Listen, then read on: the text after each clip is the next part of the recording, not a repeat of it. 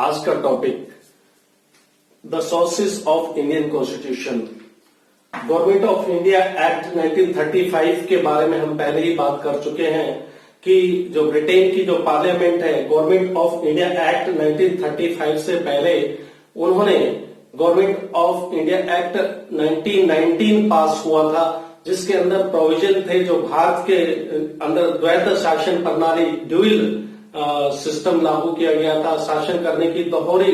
व्यवस्था लागू की गई थी। तो उस व्यवस्था को लेकर भारत के अंदर बहुत विरोध था और भी बहुत सारे जो कमियां गवर्नमेंट ऑफ इंडिया एक्ट 1935 की थी, तो उन्हीं के सुधार के लिए जो देश के अंदर, भारत के अंदर उसका विरोध हुआ, उसी को लेकर ब्रिटेन की पार्लियामेंट के अंदर आखिर उनको गवर्नमेंट ऑफ इंडिया एक्ट 1935 लेकर आना पड़ा। और गवर्नमेंट ऑफ इंडिया एक्ट 1935 1 अप्रैल 1937 से भारत देश के अंदर लागू किया गया। और इसके अंदर जो प्रोविजन, जो गवर्नमेंट ऑफ इंडिया एक्ट में जो प्रोविजन किया था डायरेक्टिव सिस्टम का, जो दोहरी शासन व्यवस्था, दोहरी शासन व्यवस्था का अर्थ अगर हम समझ पाए तो वो था कि जो ब्रिटेन की जो क्राउन की तरफ से कुछ मेंबर्स, जो प्रांतीय असेंबली है, प्रोविंसेस की जो असेंबली है, उसके अंदर उनको नॉमिनेट करके उनकी तरफ से भेजा जाना था और मेंबर्स जो चुनाव के जरिए भारत की जनता के द्वारा चुना जाना था। तो ये जो ड्यूल शासन की व्यवस्था थी वो दोनों, चाहे ये सेंट्रल लेवल पे संघीय सरकार में हो या फिर प्रोविंशियल असेंबली, दोनों में द्वैध शासन प्रणाली को जो गवर्नमेंट ऑफ इंडिया एक्ट 1919 के अंदर ऐसा प्रोविजन था। लेकिन गवर्नमेंट ऑफ इंडिया एक्ट 1935 जो ब्रिटेन के पार्लियामेंट से पास होने के बाद जो द्वैध शासन प्रणाली जो प्रांत लेवल पे है उसको खत्म कर दिया गया, और लेकिन जो केंद्र लेवल पे है, वो केंद्र सरकार के लेवल पे थी, वो द्वैध शासन प्रणाली लागू रही। इसी तरह से जो गवर्नर है, जो एग्जीक्यूटिव हेड था, वो जो व्यवस्था है वो भी गवर्नमेंट ऑफ इंडिया एक्ट 1935 के प्रोविजन किया था, जिसके अंदर गवर्नर के पास बहुत रेजिडरी पावर्स की व्यवस्था थी। तो इस तरह से अगर हम बात करें तो जो हमारा गवर्नमेंट ऑफ इंडिया एक्ट 1935 से ही हमारे जो देश की शासन व्यवस्था 26 जनवरी 1950 तक ये हमारे देश की जो शासन व्यवस्था है, या कहिए कि देश की जो सरकार है, वो जब तक अपना कॉन्स्टिट्यूशन बना नहीं था, जो कॉन्स्टिट्यूएंट असेंबली ने अपने देश का संविधान नहीं बनाया था, तब तक अपनी शासन व्यवस्था गवर्नमेंट ऑफ इंडिया एक्ट 1935 के अनुसार ही चली। और जिस दिन से हमारे देश का शासन लागू हो गया उसको गवर्नमेंट ऑफ इंडिया एक्ट 1935 को रिपेल कर दिया गया। लेकिन अगर कुल बात करें, कुल हम इसको समझना चाहें तो जो भारतीय कॉन्स्टिट्यूशन के अंदर जो 395 आर्टिकल्स हैं और उसके अंदर जो 250 के लगभग जो आर्टिकल्स हैं वो गवर्नमेंट ऑफ इंडिया एक्ट 1935 से लिए गए हैं। तो देश के कॉन्स्टिट्यूशन का बड़ा सारा भाग या बहुत लंबा भाग गवर्नमेंट ऑफ इंडिया एक्ट 1935 से है हमारे पास में आज के दिन भी। लेकिन ये बात सही है कि वो हम रिपेल कर चुके हैं, लेकिन हमने अपने इंडिया के कॉन्स्टिट्यूशन में इसका प्रोविजन, बहुत सारे provision government of India act 1935 से लिया गया है। तो अब हम बात करते हैं दूसरे नंबर पे जो बात होती है वो यूनाइटेड किंगडम की बात होती है, ब्रिटेन की बात होती है, इंग्लैंड की बात होती है। तो ब्रिटेन के जो हमने पार्लियामेंट्री फॉर्म ऑफ गवर्नमेंट है वो ब्रिटेन के संविधान से लिया है कि देश के अंदर एक संसदीय शासन व्यवस्था है, जिसके अंदर लोकसभा और राज्यसभा, लोकसभा जो है पूरे देश को रिप्रेजेंट करेगी और जनता के द्वारा प्रत्यक्ष रूप से चुनकर उसके जो सदस्य हैं वो प्रत्यक्ष रूप से जनता चुनेगी, और राज्यसभा है जो विभिन्न राज्य को रिप्रेजेंट करेगी और उनके सदस्य जो आनुपातिक प्रतिनिधित्व प्रणाली से या प्रोपोर्शनल रिप्रेजेंटेशन सिस्टम से और सिंगल ट्रांसफरेबल वोट सिस्टम से चुनकर आएंगे। ये जो व्यवस्था है, और जो दोनों सदन आपके लोकसभा, जिसको कि आप लोअर हाउस के नाम से जानते हैं, राज्यसभा जो अपर हाउस के नाम से जानते हैं, ये पूरी व्यवस्था हमने जो ब्रिटेन की जो संविधान से लिया है। उसके बाद में जो नंबर 2 पॉइंट है important, rule of the law, वो भी हमने ब्रिटेन के जो संविधान से लिया है, जिसके तहत ये प्रोविजन है कि देश के अंदर जो शासन है वो जो है कानून का शासन चलेगा, कि जो देश के रिप्रेजेंटेटिव है या जनता का शासन नहीं होगा, देश जो चलेगा कानून के हिसाब से चलेगा, और वो कानून चाहे देश का जो हेड है, B it a prime minister और द प्रेसिडेंट ऑफ इंडिया, वो कानून के समक्ष या देश का एक आम नागरिक सभी बराबर होंगे। और इसका आर्टिकल 14 के अंदर प्रोविजन किया गया है, पूरे अच्छे से इसको विस्तार से बताया गया है। और उसके बाद में जो सबसे महत्वपूर्ण टॉपिक आता है, जो यूनाइटेड किंगडम के जो हमने संविधान से लिया है, वो नंबर 3 है, the idea of single citizenship. अगर हम भारत के अंदर देखें तो भारत में दोहरी नागरिकता का प्रोविजन नहीं है। जैसे कि आप अमेरिका में देखेंगे, वहां पर दोहरी नागरिकता है। दोहरी नागरिकता से मेरा अभिप्राय यह है कि वहां के जो सिटीजन्स हैं वो किसी भी स्टेट, जिस स्टेट के रहने वाले हैं वहां के नागरिक हैं, और वो फिर अमेरिका के भी नागरिक हैं। या फिर मैं अगर आपको समझाना चाहूं, सपोज करो कि कोई एक हरियाणा का रहने वाला है, तो वो हरियाणा का नागरिक हो और फिर देश का, भारत देश का नागरिक हो। तो ऐसे जो हमारे भारतीय संविधान में इस तरह की कोई परंपरा या ऐसा कोई प्रोविजन नहीं है। देश के अंदर सिंगल सिटीजनशिप का प्रोविजन है। और इसी सिंगल सिटीजनशिप में एक और इसको अच्छे से समझने के लिए कि भारत के जो नागरिक हैं वो एक साथ किसी दूसरे और अन्य देश का नागरिक नहीं हो सकता। उसको सिर्फ अगर भारत का नागरिक है, चाहे वो माइग्रेटेड है या इनबोर्न है, अगर उसने भारत की नागरिकता ग्रहण की है तो किसी दूसरे अन्य देश का नागरिक नहीं हो सकता। उसके बाद में जो हम ब्रिटेन के जो संविधान से जो नेक्स्ट जो हमने प्रोविजन लिया है, अडॉप्ट किया है, वो है रिट का, जिसका कि जो रिट के बारे में पूरा हमने मेंशन किया है। आर्टिकल 32 से लेकर 35 तक रिट के बारे में प्रोविजन है, जिसके अंदर जो सुप्रीम कोर्ट, आपके देश का जो सुप्रीम कोर्ट या फिर उच्च न्यायालय, जो सभी स्टेट के जो उच्च न्यायालय हैं, उनको रिट जारी करने का अधिकार है। वो रिट के बारे में हम थोड़ा सा डिस्कस कर लेते हैं। इसके लिए जो फंडामेंटल राइट्स के बारे में हम एक अलग से सेपरेट टॉपिक लेंगे, तो उसके बारे में अच्छे से डिस्कशन करेंगे, डिटेल में डिस्कशन करेंगे। तो रिट वो है कि अगर किसी देश के नागरिक या इस देश में रहने वाले किसी भी नागरिक या और अन्य जो भी लोग हैं, उनके अधिकारों का अतिक्रमण, जो मौलिक अधिकार है, फंडामेंटल राइट का अगर अतिक्रमण होता है, उनका उल्लंघन होता है, वायलेशन होता है, तो उस दिशा में वो सुप्रीम कोर्ट या उच्चतम न्यायालय की जो शरण ले सकता है। वो ले डाउन प्रोसीजर से को अपनाते हुए उच्चतम न्यायालय के अंदर जा सकता है, जो कि उसका फंडामेंटल राइट है। अगर उसके किसी मौलिक अधिकार का उल्लंघन हुआ है, हनन हुआ है, तो वो जा सकता है। और वो उसका अपना जो अधिकार है, मौलिक अधिकार, जो फंडामेंटल राइट, क्योंकि वो खुद एक आर्टिकल 32 के अंदर ये क्लियर मेंशन किया गया है कि जो इस तरह के जो वायलेशन हुए मौलिक अधिकार का, तो ये अपने आप में आर्टिकल 32 ये अधिकार देता है देश के नागरिकों को उच्चतम न्यायालय के अंदर शरण ले सकते हैं। लेकिन आर्टिकल 268 के अंदर प्रोविजन है कि वो फिर जो उच्च न्यायालय में भी जा सकते हैं। लेकिन उच्च न्यायालय में को रिट इश्यू करने के लिए जो रिक्वेस्ट की जाती है, वो उनका मौलिक अधिकार में नहीं आती है। वो उच्च न्यायालय की भी शरण ले सकते हैं, लेकिन वो उसके मौलिक अधिकार में नहीं है। यानी कि उच्च न्यायालय उसको स्वीकार करे या ना करे, वो हो सकता है कि उच्च न्यायालय उसको देखकर निर्णय ले, लेकिन उच्चतम न्यायालय के अंदर ऐसा, जो उच्चतम न्यायालय के उसके अधिकार क्षेत्र के अंदर है, फंडामेंटल राइट का उल्लंघन होने से हम उसके जो प्रोविजन के तहत हम उस शरण ले सकते हैं। अब नेक्स्ट जो सबसे इंपॉर्टेंट है, जो हम बात करते हैं United state of America, America के जो संविधान से कौन कौन से प्रोविजन जो है भारतीय संविधान के अंदर लिए गए, उसके बारे में हम चर्चा करते हैं। तो फंडामेंटल राइट्स की जो मेंशन है, मैं अभी जो बात कर रहा था, मौलिक अधिकारों की बात है। इनफैक्ट भारत ने ही नहीं, जो विश्व के अनेक देशों ने जो फंडामेंटल राइट का जो प्रोविजन है, वो अमेरिका के फंडामेंटल राइट्स से लिया है, जो उनके बिल ऑफ राइट्स में दिया गया है। लेकिन वहां पर क्या है, ये जो प्रोविजन है फंडामेंटल राइट का, कॉन्स्टिट्यूशन के लागू होने के बाद बिल ऑफ राइट्स वो लेके आए थे, उसमें मेंशन किया था। लेकिन इंडिया के जो कॉन्स्टिट्यूएंट मेकर्स थे, फ्रेमर थे, उन्होंने ये डिसीजन लिया कि नहीं, ये जो फंडामेंटल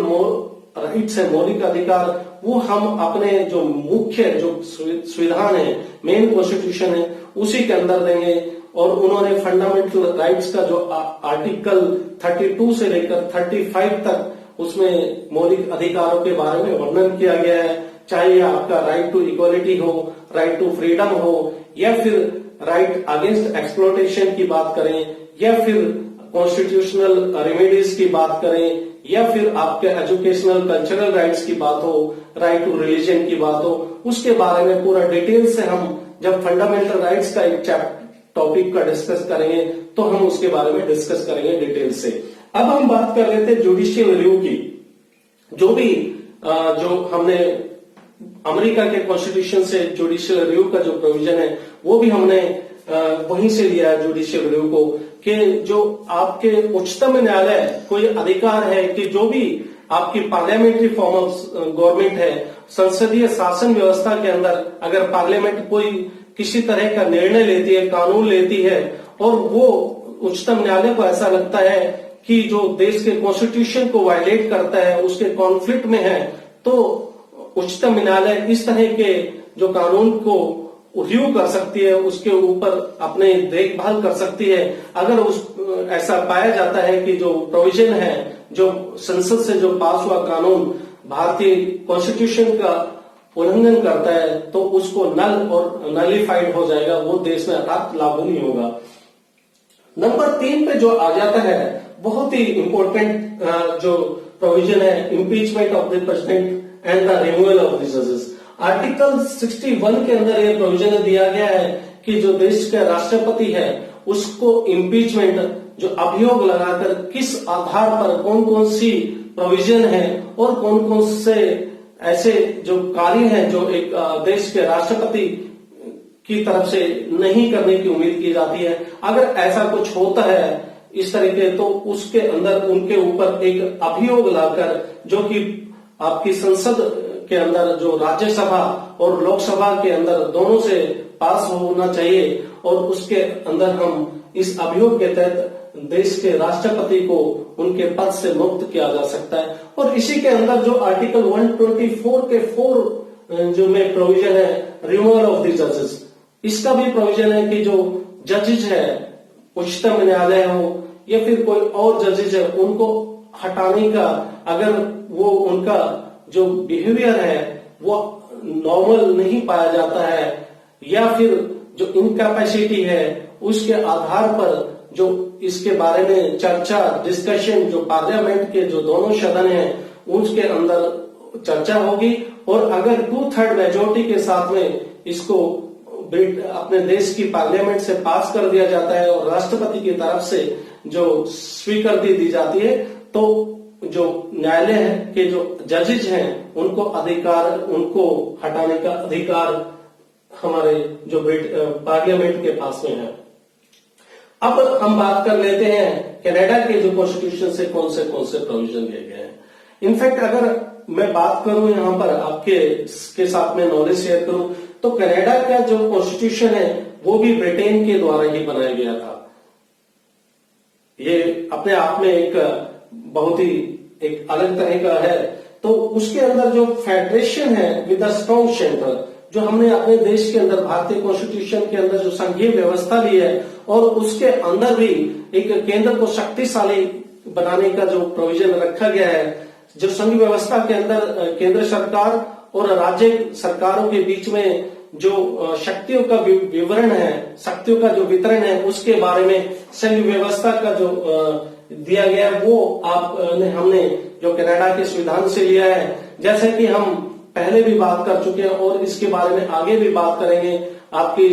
संघ सूची की बात की जाए, या फिर जो राज्य सूची की बात की जाए, या फिर हम बात करें जब कंकरेंट लिस्ट की बात करें, वो सभी हमने जो कनाडा के संविधान से ली है। और भारत के संविधान के बारे में बात की जाए, भारत की शासन व्यवस्था, भारत की संघीय व्यवस्था के बारे में बात करें, तो इसको क्वाज़ी फेडरल के नाम से जाना जाता है कि ये पूर्ण रूप से जो संघीय व्यवस्था यहाँ पर नहीं है, और ये अपने आप में एक अर्ध संघीय व्यवस्था कहा गया है भारत के जो शासन व्यवस्था को, क्योंकि यहाँ पर जो है, जो अपना देश की जो संघीय व्यवस्था है वो टिल्टेड है। संघीय व्यवस्था जो कि केंद्र की जो शक्तियों जो है ज्यादा केंद्र को सरकार को दी गई है, क्योंकि देश अपने आप में जो जिस तरह की जो हमने जो देखा, जो जब देश को आजाद हुआ उस टाइम आजादी के टाइम जिस तरह के हमने ये जो हालात देखे देश के अंदर, जो हालात थे उससे बहुत कुछ सीखने को मिला। और भारतीय के जो कॉन्स्टिट्यूएंट मेकर्स थे, फ्रेमर्स थे, डॉक्टर भीमराव अंबेडकर या फिर और अन्य महत्वपूर्ण जो नेता थे, उन्होंने ये डिसीजन लिया कि भारत, हम नहीं चाहते कि देश के अंदर इस तरह की अव्यवस्था दोबारा से उत्पन्न हो, तो वो जो राज्य सरकार है उसको बहुत सारी शक्तियां नहीं देना चाहते थे। तो केंद्र सरकार के पास में बहुत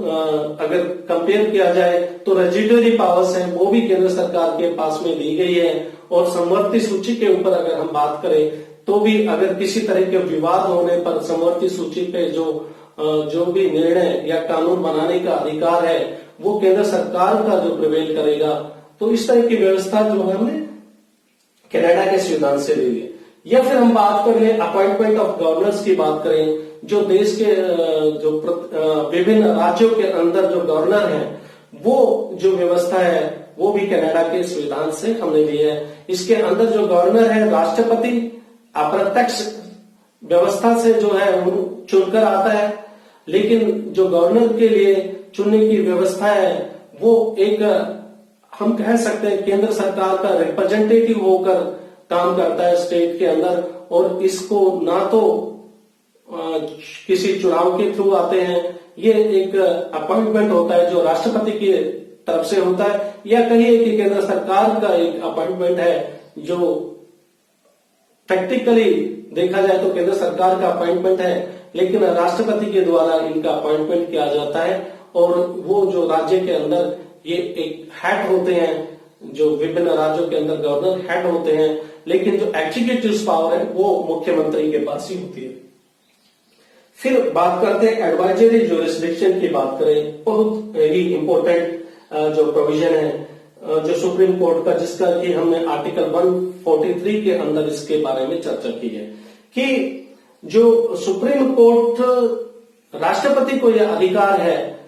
कि वो सुप्रीम कोर्ट से किसी जो पब्लिक मैटर के ऊपर सलाह ले सकता है उच्चतम न्यायालय से। ये अधिकार राष्ट्रपति को है सलाह लेने का, लेकिन उस सलाह को माने या ना माने ये राष्ट्रपति के अधिकार क्षेत्र में। और इसके साथ ही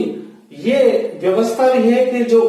उच्चतम न्यायालय को भी अधिकार है कि वो राष्ट्रपति द्वारा किसी विषय के ऊपर, पब्लिक मैटर के ऊपर मांगी गई सलाह दे या ना दे। तो ये अपने आप में एक स्पेशल प्रोविजन है। इसके बाद में हम बात करते हैं कनाडा के जो संविधान से रेजिडरी पावर्स जो सेंटर के पास है, जिसका कि आर्टिकल 248 के अंदर जो प्रोविजन है कि जो भी विषय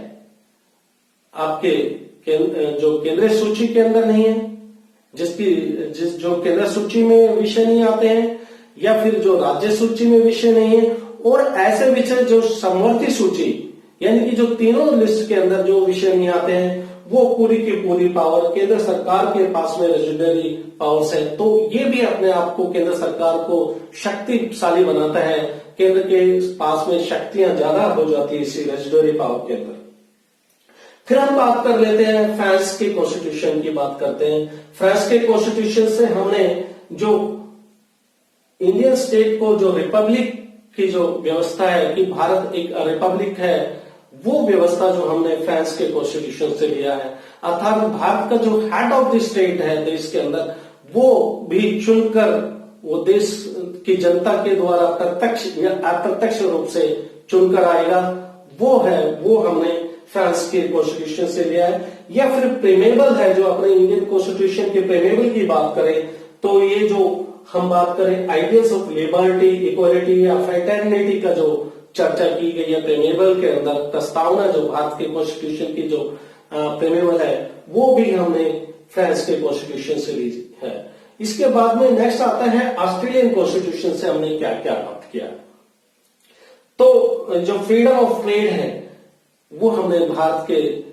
कॉन्स्टिट्यूशन के अंदर ऑस्ट्रेलिया के जो संविधान से लिया है कि भारत के अंदर एक राज्य दूसरे राज्य के अंदर जो व्यापार या बिजनेस करने की जो आजादी है वो हमने इसके अंदर इस प्रोविजन में चर्चा की गई है। या फिर हो power of the national legislature to make laws for implementing the treaties,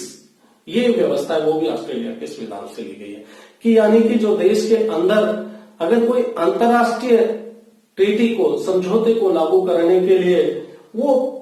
कोई किसी तरह का अगर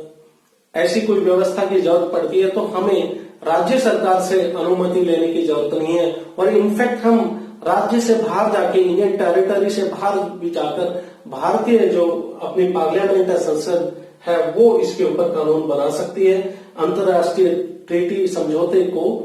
इम्प्लीमेंट करने के लिए। नेक्स्ट में आता है जर्मनी की बात करें, और जर्मनी आपको पता ही है, आपने सुना भी है, बहुत कुछ आप पहले भी पढ़ चुके हो कि जर्मनी के अंदर जिस तरह के जो हिटलर ने देखी जो व्यवस्था लागू की थी तो उसी का ही एक परिणाम है।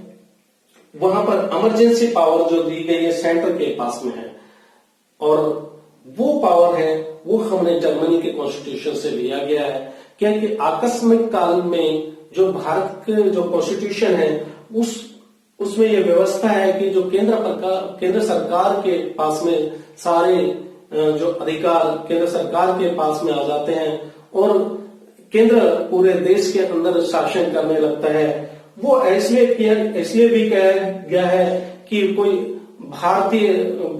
देश के ऊपर किसी तरह का जो दूसरे देश की तरफ से कोई आक्रमण जैसी कोई ऐसी अगर स्थिति बनती है तो उस टाइम जो केंद्र सरकार तुरंत निर्णय ले पाए। लेकिन इसका भारत के अंदर इसी जो प्रोविजन का कई बार जो है इसका जो मिसयूज किया गया है। और मैडम इंदिरा गांधी ने जो 1975 के अंदर जो इमरजेंसी लागू की थी वो भी जो इसी प्रोविजन को जो फायदा उठाकर ये आधार बनाकर उन्होंने पूरे देश के अंदर एक बहुत ही इमरजेंसी की स्थिति ला दी थी जिसके बारे में आप सभी जानते होंगे। और उसके बाद में suspension of fundamental right during the emergency, ये भी एक अपने आप में है कि आपके पास में जो अधिकार है वो जितने भी फंडामेंटल मौलिक अधिकार दिए गए हैं कॉन्स्टिट्यूशन के अंदर प्रोविजन है उनमें बहुत सारे जो मौलिक अधिकार है वो आप आकस्मिक कालीन जो इमरजेंसी के अंदर वो आपके अधिकार सस्पेंड किए जा सकते हैं केंद्रीय सरकार की तरफ से। लेकिन इनके बाद में जो 1976 के अंदर या 1977 में जो दूसरी सरकार आई परिभाषित कर दिया गया है और पहले वाले जो प्रोविजन है उनमें काफी सुधार कर दिया गया है। तो इसी के साथ में अभी कुछ, क्योंकि ये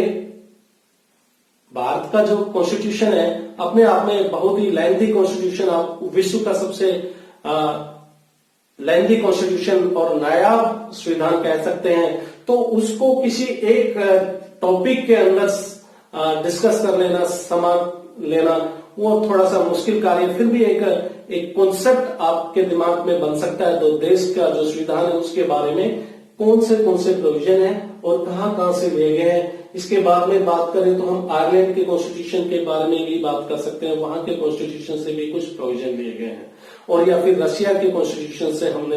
बात कर सकते हैं, जो आपकी पंचवर्षीय योजना से जो प्लानिंग कमीशन का जो गठन किया गया था वो रशिया के कॉन्स्टिट्यूशन से, जो सामाजिक न्याय की बात करते हैं वो रशिया के कॉन्स्टिट्यूशन से लिया गया था। तो इस तरह से ये काफी वाइड सब्जेक्ट है और एक 20 मिनट या 25 मिनट के लेक्चर के अंदर इसको नहीं हम कवर कर सकते। लेकिन हमारा प्रयास रहा था कि इसको जो आईएएस के एस्पायरेंट्स हैं या फिर जो स्टडी कर रहे हैं 11th 12th में वो इसके बारे में डिटेल से जान पाए, ताकि उनके माइंड में एक कॉन्सेप्ट तैयार हो जाए, वो अच्छे से समझ पाए इसको। तो मैं उम्मीद करता हूं कि आप भारतीय कॉन्स्टिट्यूशन के जो प्रोविजन है और विभिन्न देशों के संविधान से जो लिया गया है इसको आप एक अच्छा से समझ पाए होंगे। इसी के साथ आज का ये टॉपिक यहीं पर समाप्त होता है। नमस्कार।